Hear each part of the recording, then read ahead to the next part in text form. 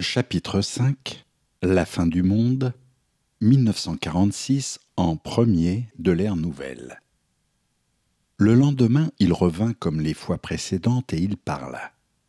Le temps de la fin du monde est venu, non pas de la fin du monde dans une catastrophe détruisant la terre, mais de la fin du monde de l'Église qui a fait son œuvre, plus ou moins bien, mais qui l'a fait, œuvre de vulgarisation permettant aux créateurs d'être reconnus quand ils viendront. Comme vous l'avez remarqué, l'Église chrétienne se meurt. C'est la fin de ce monde-là, car il a rempli sa mission avec pas mal d'erreurs en voulant trop longtemps déifier les créateurs. Cela était bon jusqu'à la civilisation scientifique où un coup de barre aurait dû être donné si la vraie vérité avait été gardée et si ils avaient su lire entre les lignes. Mais ils ont fait trop d'erreurs. Cela était prévu et ils s'écrouleront, ne servant plus à rien.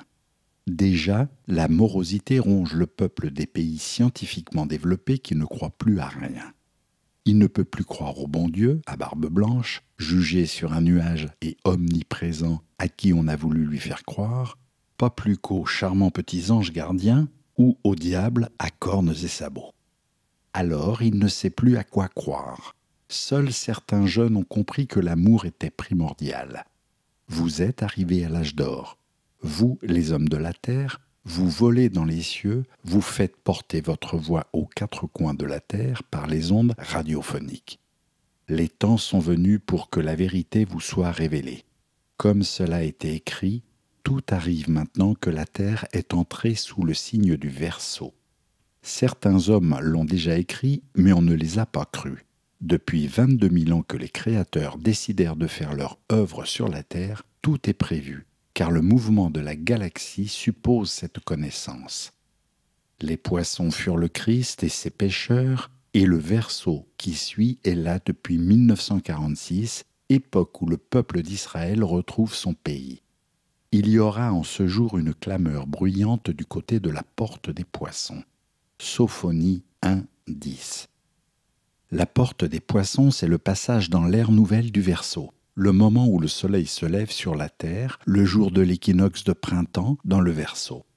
La clameur bruyante, c'est le bruit que fera cette révélation.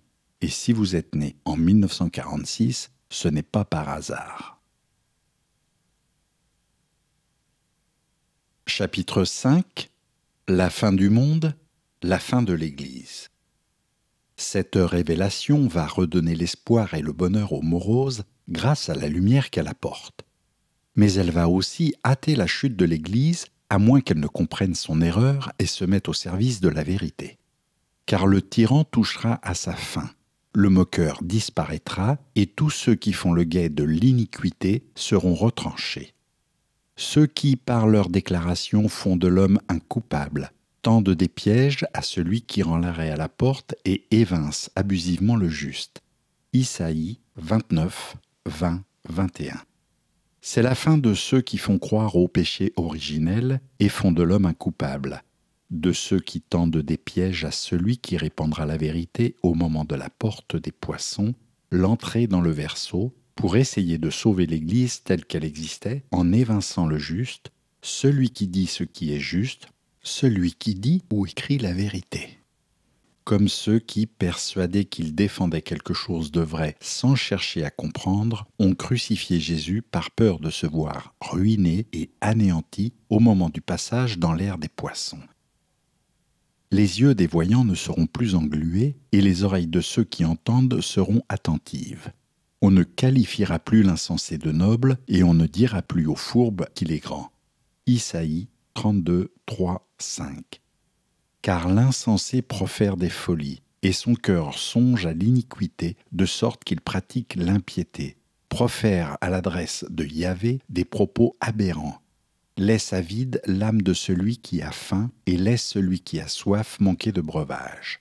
Quant aux fourbes, ses fourberies sont criminelles. C'est lui qui projette des plans pour anéantir les pauvres par des paroles mensongères, alors que l'indigent expose sa cause. Mais celui qui est noble projette des actes nobles. C'est lui qui se lèvera pour des actes nobles. Isaïe 32, 6, 8. Tout le monde alors comprendra, les yeux ne seront plus englués. l'Église qui profère à l'adresse de Yahvé des propos aberrants et laisse avide l'âme de ceux qui ont faim de vérité, c'est elle qui projette des plans pour anéantir les pauvres, pour faire en sorte que ceux qui ne peuvent pas comprendre ou n'osent pas comprendre restent fidèles à elle dans la peur du péché, d'excommunication ou autre fadaise. Alors que l'indigent expose sa cause, alors que celui qui n'a pas assez d'intelligence pour saisir la vérité se dresse en défenseur des mensonges de l'Église sur son conseil. Mais celui qui est noble, celui qui clamera bien fort la vérité, projette des actes nobles, même s'il n'a pas l'assentiment de l'Église agonisante des hommes. Ne le savez-vous pas? Ne l'avez-vous pas entendu?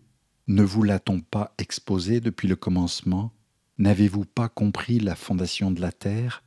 Isaïe 40, 21. Voici mon serviteur que je soutiens, mon élu en qui mon âme se complaît. J'ai mis mon esprit sur lui, il fera connaître aux nations un jugement. Isaïe 42, 1. Vous êtes celui qui va répandre la vérité à travers le monde, cette vérité qui vous est révélée depuis quelques jours. Il ne brisera pas le roseau ployé et n'éteindra pas la mèche qui faiblit. Isaïe 42, 3. Vous ne parviendrez pas à détruire complètement l'Église et ses mensonges, mais elle s'éteindra d'elle-même. Cette extinction est d'ailleurs déjà commencée depuis quelque temps. La mèche faiblit. Elle a accompli sa mission, il est l'heure pour elle de disparaître. Elle a fait des erreurs et s'est trop enrichie sur le dos de la vérité, sans chercher à l'interpréter d'une façon claire pour les hommes de cette époque, mais ne la blâmez pas trop, car c'est grâce à elle que la Bible, témoin de la vérité, peut se trouver dans le monde entier. Toutefois, leurs erreurs sont grandes, particulièrement celle d'avoir mis trop de surnaturel dans la vérité, d'avoir mal traduit les écrits bibliques en remplaçant dans les Bibles usuelles le terme Elohim qui désigne les créateurs par Dieu, un terme au singulier alors que Elohim en hébreu est le pluriel d'Eloah, transformant ainsi les créateurs en un Dieu unique, incompréhensible. Les autres erreurs sont d'avoir fait adorer aux gens un bout de bois mis en croix en souvenir de Jésus-Christ. Une croix n'est pas le Christ. Un bout de bois croisé ne signifie rien. Il ne reconsidère pas en son cœur, il n'a ni connaissance ni intelligence pour dire « j'en ai brûlé la moitié au feu, j'ai aussi fait cuire sur ces braises du pain, je rôtis de la viande et je la mange, et je tirerai du reste une abomination. J'adorerai un bout de bois. » Isaïe 44, 19. Chapitre 5. La fin du monde, la création de l'État d'Israël. Le retour en Israël du peuple juif est un signe de l'âge d'or qui était écrit. « Je ferai venir ta race de l'Orient, et d'Occident je te rassemblerai. Je dirai au nord, donne, et au midi, ne retiens pas.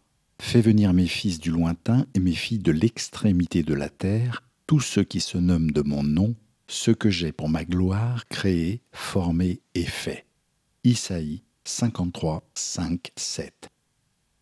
C'est bien là la création de l'État d'Israël accueillant les Juifs du Nord et du Midi. Et le fait que la Bible préservée par le peuple juif serve de témoignage à la venue des créateurs est écrit. Vous êtes mes témoins. Isaïe 53, 10. Faites sortir le peuple aveugle, mais qui a des yeux, les sourds qui ont cependant des oreilles. Que toutes les nations se groupent ensemble, que les peuples s'assemblent. Qui parmi eux a prédit ces choses et nous a fait entendre l'annonce des premiers événements? Qu'ils produisent leurs témoins pour avoir raison, qu'on entende et que l'on dise « c'est vrai ». Isaïe 53, 8, 9. Vous êtes mes témoins, oracle de Yahvé, et vous êtes mon serviteur que j'ai élu, afin que vous sachiez que vous croyez en moi et que vous compreniez que je suis le même. Quant à vous, vous êtes mes témoins, oracle de Yahvé, et moi je suis Dieu. Aujourd'hui aussi, je suis le même. Isaïe 53, 10, 12, 13. Vous êtes mes témoins, c'est explicite, non? Et je peux vous redire en ce jour, aujourd'hui je suis le même, grâce au témoignage que vous avez en main avec la Bible. Je t'avais abandonné pendant un court instant, mais je te rassemblerai avec une grande compassion. Isaïe 54, 7. Le peuple d'Israël a en effet retrouvé son pays après avoir participé à la sauvegarde de la vérité. Les temps où l'homme par la science dominera la maladie sont prévus. Il n'y aura plus là de nourrissons vivant quelques jours, ni de vieillards qui n'accomplissent pas ses jours. Isaïe 65, 20. La médecine permet aux hommes de triompher maintenant de la maladie, et surtout de la mortalité infantile. Sur les lèvres de l'homme intelligent se trouve la sagesse, mais le bâton est pour le dos de celui qui est privé de cœur. Proverbe 10, 13. Chapitre 5. La fin du monde, les erreurs de l'Église.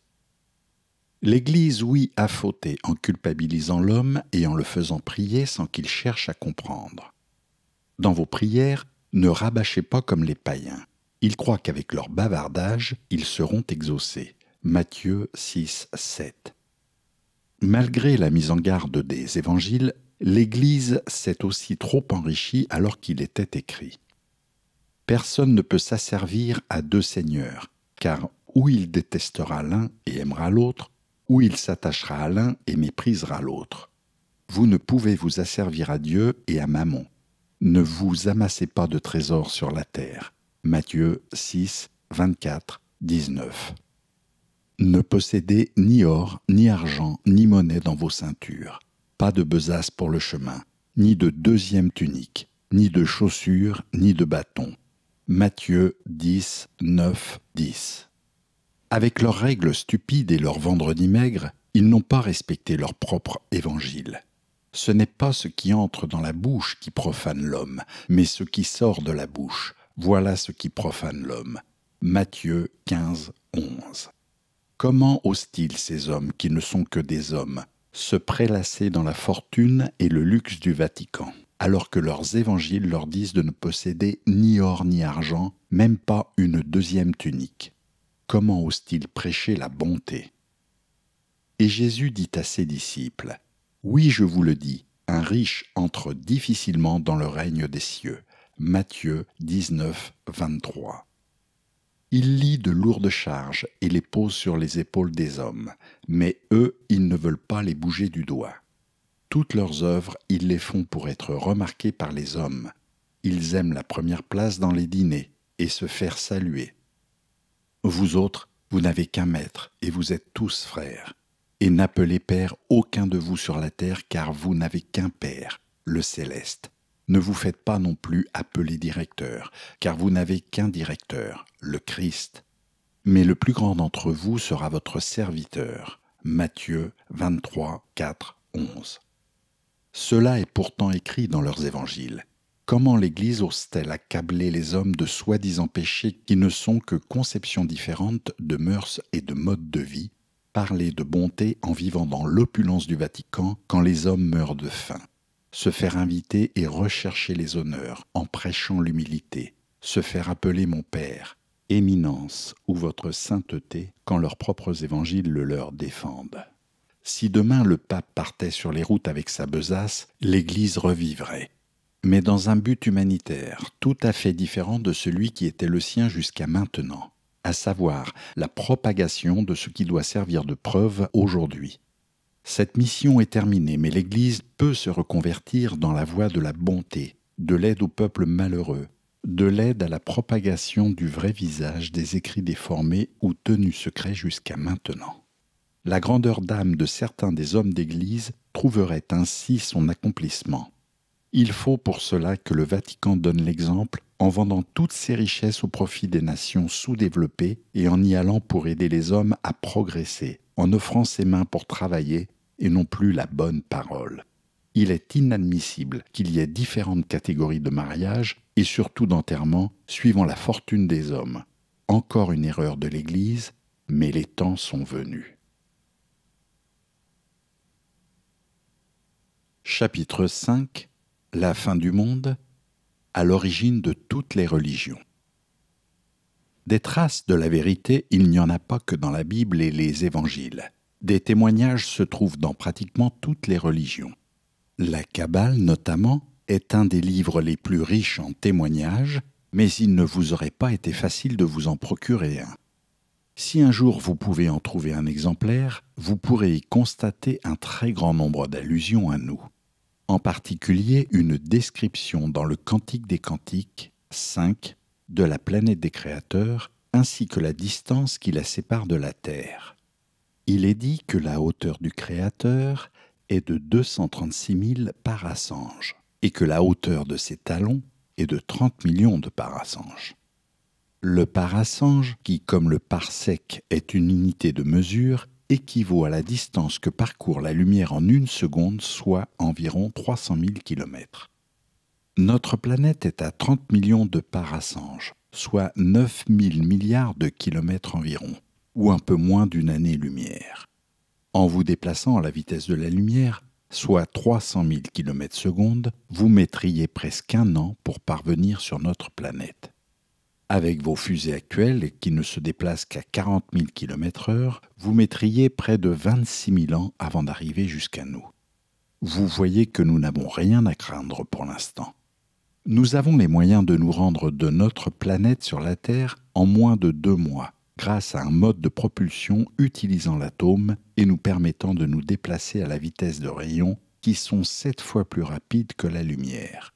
Ces rayons nous portent. Pour que nous soyons portés par eux, nous quittons la fenêtre optique, la gamme de rayons que les yeux perçoivent, pour nous accorder avec le rayonnement porteur. C'est pourquoi des observateurs terrestres de nos engins volants les ont décrits comme devenant lumineux, blancs, très brillants, puis bleus et disparaissant enfin. Il est évident que quand un engin dépasse la vitesse de la lumière, il disparaît. Il n'est plus visible à l'œil nu. Voilà la hauteur des talons du Créateur, la distance à laquelle ces talons reposent sur une planète. La planète des créateurs est éloignée de son Soleil de 236 000 parasanges, soit 70 milliards 800 millions de kilomètres. C'est la hauteur du Créateur par rapport à son Soleil, une grosse étoile. La Kabbale est le livre le plus proche de la vérité, mais presque tous les livres religieux font allusion à nous plus ou moins clairement, surtout dans les pays où les créateurs avaient des bases. Dans la cordillère des Andes, dans l'Himalaya, en Grèce, où la mythologie contient aussi de grands témoignages, la religion bouddhiste, islamique, les Mormons. Il faudrait des pages pour citer toutes les religions et sectes qui témoignent d'une façon plus ou moins obscure de notre œuvre.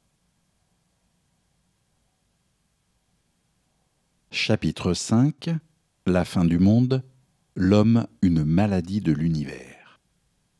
Voilà, vous connaissez maintenant la vérité. Il faut l'écrire et la faire connaître à travers le monde. Si les hommes de la Terre veulent que nous les fassions profiter de notre savoir en leur faisant ainsi gagner 25 000 ans, il faut qu'ils nous montrent qu'ils ont envie de nous rencontrer et surtout qu'ils le méritent, que cela peut être fait sans danger pour nous. Si nous donnons aux hommes notre savoir, il faut que nous soyons sûrs qu'ils en feront bon usage. Nos observations de ces dernières années ne nous ont pas montré que la sagesse régnait sur Terre. Certes, il y a des progrès, mais des hommes meurent encore de faim et l'esprit belliqueux existe encore à travers le monde. Nous savons que notre venue pourrait arranger bien des choses et unir les nations, mais il faut que nous sentions que les hommes en ont vraiment envie et qu'ils ébauchent réellement l'union. Il faut d'autre part que nous sentions qu'on a vraiment envie de nous voir venir en connaissance de cause. Plusieurs fois, des engins humains à vocation guerrière ont essayé de prendre nos appareils en chasse, les prenant, il est vrai, pour des ennemis. Il faut leur apprendre qui nous sommes, afin que nous osions nous montrer sans risquer d'être blessés ou tués, ce qui n'est pas le cas actuellement, et sans risquer non plus de créer une panique meurtrière et dangereuse.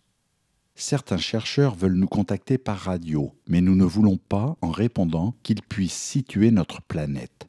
D'autre part, le temps de transmission serait trop long et nos appareils d'émission utilisent des ondes que votre technique ne peut percevoir car vous ne les connaissez pas encore. Elles sont 7 fois plus rapides que les ondes radioélectriques et nous expérimentons de nouvelles ondes 1,5 fois plus rapides que ces dernières. Le progrès continue et notre recherche à nous se poursuit dans le but de comprendre et rentrer en rapport avec le grand être dont nous faisons tous partie et dont nous sommes les parasites des atomes ces atomes étant les planètes et les étoiles. Nous avons en effet pu découvrir que dans l'infiniment petit, des êtres vivants intelligents vivent sur des particules qui sont pour eux des planètes et des soleils en se posant les mêmes questions que nous. L'homme est une maladie de l'être gigantesque dont les planètes et les étoiles sont des atomes. Et cet être est sûrement lui aussi parasite d'autres atomes.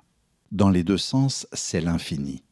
Mais l'important, c'est de faire en sorte que notre maladie, l'humanité, continue d'exister et ne s'éteigne jamais.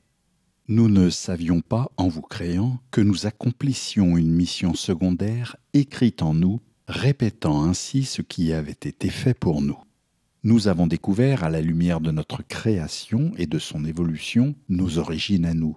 Car nous aussi, nous avons été créés par d'autres hommes qui ont aujourd'hui disparu. Leur monde s'est certainement désintégré, mais grâce à eux, nous avons pu prendre la relève et vous créer. Nous disparaîtrons peut-être un jour, mais vous aurez pris, vous, la relève. Vous êtes donc le maillon d'une continuité humaine précieuse. D'autres mondes existent et l'humanité se développe certainement en d'autres points de l'univers. Mais dans cette partie, notre monde est seul à avoir créé. Et cela est important, car de chaque monde, il peut sortir d'innombrables enfants précieux pour la continuité. Cela laisse espérer qu'un jour l'homme ne sera plus en danger de disparition totale. Mais nous ne sommes pas sûrs que l'homme puisse jamais se stabiliser dans l'abondance. Depuis toujours, la chaîne continue et l'équilibre même de l'immense corps dont nous sommes une maladie, un parasite, veut que nous ne nous développions pas trop sous peine d'amener une réaction pouvant entraîner une catastrophe, aboutissant au mieux à une récession, au pire à une destruction totale. Comme dans un corps bien portant, quelques microbes peuvent vivre sans crainte, mais s'ils se développent en trop grand nombre, ils créent une maladie gênant l'organisme qui réagit alors soit naturellement, soit à l'aide de médicaments chargés de détruire les microbes responsables. L'important est apparemment de créer suffisamment de monde pour que l'humanité ne s'éteigne pas, mais surtout de chercher à ce que l'équilibre ne soit pas rompu en reportant nos efforts sur une recherche de l'amélioration du bonheur de ceux qui existent. C'est sur ce plan que nous pouvons vous apporter beaucoup. Chapitre 5 : La fin du monde, l'évolution, un mythe. J'ouvre ici une parenthèse car il faut que vous puissiez dissiper de votre esprit le doute de l'évolution. Vos savants qui ont établi les théories de l'évolution ne se trompent pas complètement en disant que l'homme descend du singe et le singe du poisson, etc. En réalité, le premier organisme vivant créé sur la Terre a bien été monocellulaire et a ensuite donné des êtres plus compliqués, mais pas par hasard. Quand nous sommes venus pour créer la vie sur la Terre, nous avons commencé par des créations très simples et nous avons fait progresser nos techniques d'adaptation au milieu pour faire ensuite les poissons, les batraciens, les mammifères, les oiseaux, les primates et enfin l'homme qui n'est qu'un modèle de singe amélioré auquel nous avons ajouté ce qui faisait que nous étions des hommes, nous l'avons fait à notre image comme cela est écrit dans la Genèse biblique.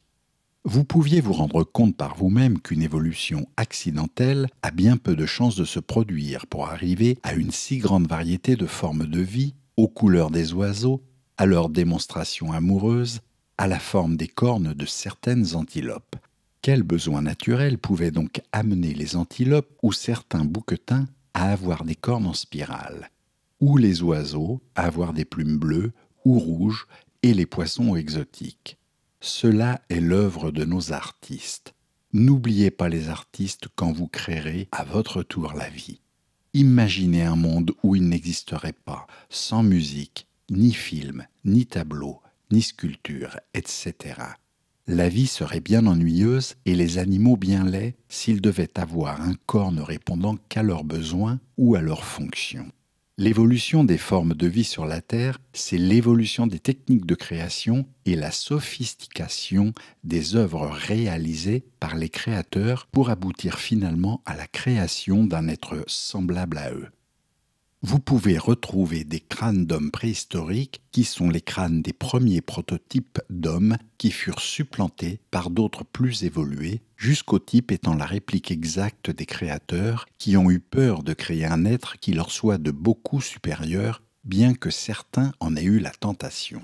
Si l'on était sûr qu'ils ne se retournent jamais contre leurs créateurs pour les dominer ou les anéantir, comme cela s'est produit entre les diverses races hominiennes créées successivement sur la Terre, au lieu de les aimer comme des pères, la tentation serait grande d'améliorer le genre humain. Cela est possible, mais quel énorme risque! Certains créateurs ont d'ailleurs peur que l'homme de la Terre soit légèrement supérieur à ses pairs. Satan est l'un d'entre eux qui a toujours pensé, et pense encore, que l'homme de la Terre est un danger pour notre planète car un peu trop intelligent. Mais la majorité d'entre nous pense que vous nous prouverez que vous nous aimez et que vous ne chercherez jamais à nous détruire. C'est au moins ce que nous attendons pour vous venir en aide. Il est d'ailleurs possible que, à chaque création de l'homme, par l'homme, une légère amélioration, véritable évolution de la race humaine, mais douce afin que le Créateur ne se sente pas en danger face au créé, soit réalisée, permettant au progrès de se faire de plus en plus rapidement. Si nous ne pensons pas encore que nous pouvons vous donner notre bagage scientifique, nous pensons que nous pouvons vous donner sans danger notre bagage politique et humanitaire. Si ce dernier ne vous permet pas de menacer votre planète, il vous permettra d'être plus heureux sur la Terre et, grâce au bonheur, de progresser plus vite. Cela pourra vous aider à nous montrer plus rapidement que vous méritez notre aide, notre héritage, pour parvenir à un niveau intergalactique de civilisation. Sinon, si l'agressivité des hommes ne se calme pas, si la paix ne devient pas leur seul but et qu'ils permettent à des gens qui encouragent la guerre, en favorisant les fabrications d'armes, les expériences atomiques guerrières, ou en permettant aux armées de continuer à exister, de rester au pouvoir ou de le prendre, nous les empêcherons de devenir un danger pour nous, et ce sera un nouveau Sodome et Gomorrhe. Comment pourrions-nous ne rien craindre des hommes de la Terre quand ils attaquent leurs semblables, nous qui sommes d'un autre monde et légèrement différent? Vous, Claude Vorillon, vous répandrez la vérité sous votre nom actuel, que vous remplacerez progressivement par le nom que vous portez pour nous, Raël, ce qui veut dire littéralement « lumière de Dieu », et si l'on fait une traduction plus précise, lumière des Elohim, ou plus exactement, celui qui apporte la lumière des Elohim, ou ambassadeur des Elohim, car vous serez bel et bien notre ambassadeur sur la terre, et nous ne débarquerons officiellement que dans votre ambassade. Raël peut être traduit plus simplement par messager. C'est d'ailleurs par télépathie que nous vous avons fait appeler votre fils Ramuel, ce qui veut dire le fils de celui qui apporte la lumière, car il est bien le fils de notre messager, de notre ambassadeur. Et il repartit comme les autres matins.